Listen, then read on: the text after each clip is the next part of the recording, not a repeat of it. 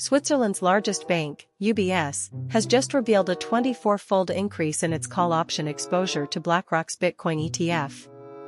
That is a shift from almost nothing to 1.95 million underlying shares in one quarter. The details are spreading across financial media today, Sunday, August 16, 2026.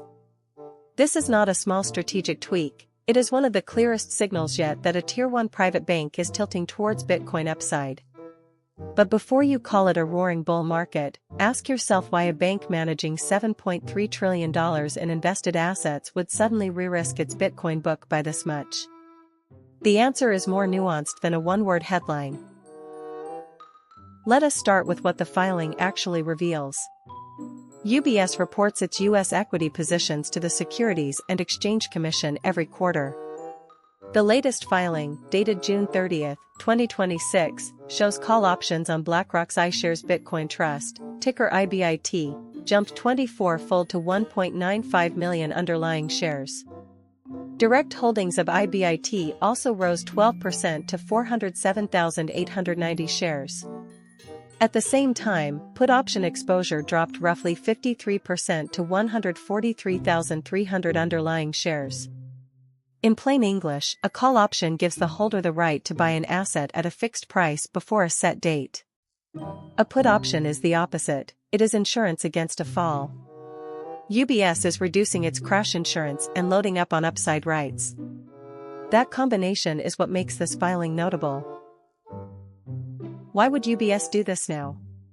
The most likely explanation is not that the bank suddenly became a crypto evangelist. Private banks like UBS respond to client demand. Wealthy clients have been asking for regulated access to Bitcoin, and the simplest vehicle is a spot Bitcoin ETF like IBIT. Rather than buying the underlying shares outright, UBS is using call options. That makes sense because options are capital efficient. The bank can control exposure to a large notional value while committing far less cash. For a bank with strict capital rules, that matters. There is also a portfolio logic. If an institution believes Bitcoin could move sharply higher but wants to limit initial cash outlay, calls are the cleanest expression. The fact that puts fell at the same time suggests the bank is less worried about drawdowns, or it has found cheaper ways to hedge elsewhere. Here is the reality check. Several reports put UBS's spot Bitcoin ETF holdings at around $90 million after a 230% jump.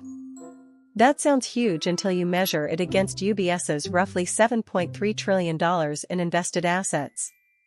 In that context, even the combined spot and call exposure is tiny. If you treat the 1.95 million underlying shares in call options as notional exposure, it is still likely only tens of millions of dollars at current prices. So no, UBS is not going all in on Bitcoin.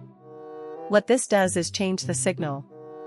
In previous quarters, the bank's options book looked more balanced or even cautious. Now the ratio of calls to puts has swung dramatically. Institutional positioning matters because other investors watch what large banks do, not just what they say. It is worth pausing on the mechanics, because this is where the headlines often go wrong. A call option is not the same as holding Bitcoin. It is a derivative contract with an expiry date. If Bitcoin does not rise quickly enough, the option can lose value even if the price stays flat. UBS is paying a premium for the right to buy IBIT at a set level. The 24-fold jump means the bank is putting much more of its options book into these upside bets. At the same time, the 53% fall in put options means it is spending less on protection against a crash. That is an asymmetric shift. The bank is accepting more upside risk while holding less downside insurance. For institutional portfolios, that is a meaningful change in posture, even if the absolute sums are small. That points to the wider implication. When a Swiss megabank shifts from puts to calls, it tells wealth managers, family offices, and pension consultants that Bitcoin is now treated as a normal asset class. It is no longer a niche hedge fund bet. This is one of the quiet benefits of the spot ETF market. A bank can gain Bitcoin exposure inside the same regulatory wrapper it uses for equities. UBS can report it in a standard filing, and analysts can compare it with any other holding. That is exactly what happened here. The market can now track the flow of institutional Bitcoin adoption in near real time, albeit with a lag. If more banks follow UBS, the supply of Bitcoin available on exchanges becomes a more important variable, because ETF issuers and market makers must source actual coins. But we have to be careful about timing. The filing is dated June 30, 2026, but it was published this week because quarterly disclosures are due 45 days after the quarter ends. That means we are looking at a snapshot from 47 days ago. The options could have expired, been rolled, or been closed. The price of Bitcoin may have changed, and the bank's risk team may have adjusted the position. So a 13F filing is a rearview mirror, not a live order book. You cannot trade it as if UBS just bought today. Also, call options are not the same as holding Bitcoin. They can lose value if the price does not move quickly enough, because they have an expiry date. That is a crucial distinction the headlines often bury. Looking ahead, the next real checkpoint is the third quarter filing.